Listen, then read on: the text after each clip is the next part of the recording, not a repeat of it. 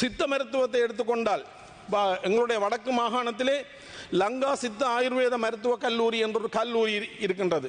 1925ஆம் ஆண்டு 100 வருடங்களுக்கு முதல் இலங்கையிலே தாபிக்கப்பட்ட முதலாவது சுதேச மருத்துவக் கல்லூரியாக இருக்கின்றது.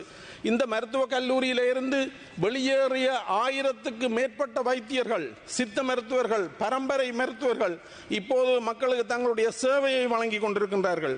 ஆனால் கடந்த சில ஆண்டுகளாக இந்த லங்கா சித்த மருத்துவக் கல்லூரி நிதி பிரச்சனை, அங்கு ஏற்பட்ட நிர்வாக பிரச்சனை காரணமாக மூடப்பட்டிருக்கின்றது.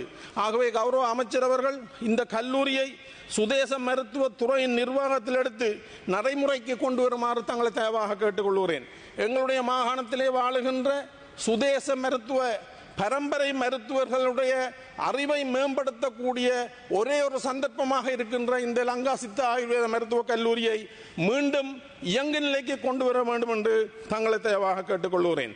அதே போல எங்களுடைய நாட்டிலே ஆயுர்வேத சித்த யுனானி படிப்பை முடித்த 1800 பட்டதாரிகள் வேலையற்றவர்களாக இருக்கிறார்கள்.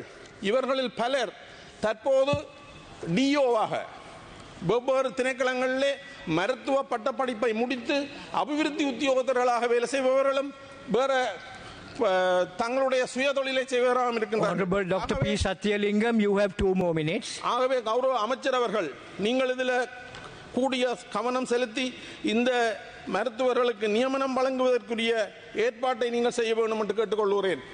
மாகாணங்களிலே காணப்படுகின்ற போதை வஸ்து தொடர்பாக நேற்று இங்கு விவாதிக்கப்பட்டது.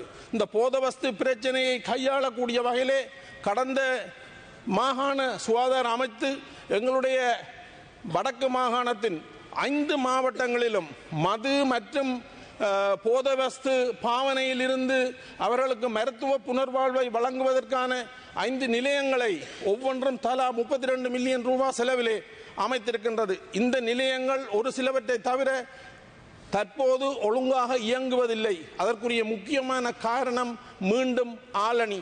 ஆகவே கௌரவ அமைச்சர் அவர்கள் இந்த விடயத்திலே நீங்கள் முக்கிய கவனம் செலுத்த வேண்டும்.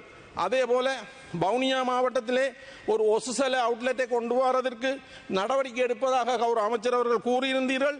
எங்களுடைய மக்கள் சார்பாக உங்களுக்கு நான் நன்றியை தெரிவித்துக் கொள்கிறேன். Honorable P. Satyalingam, your time is up.